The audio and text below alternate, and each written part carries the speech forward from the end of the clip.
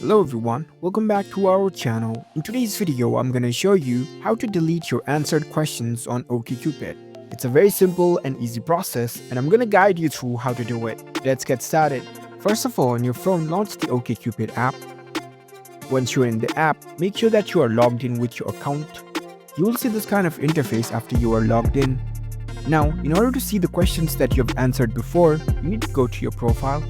Here you can see the profile icon at the bottom right corner, tap on it. Scroll down to the bottom. Here you can see the answered questions section. In order to delete the answered questions, tap on the see answered questions options.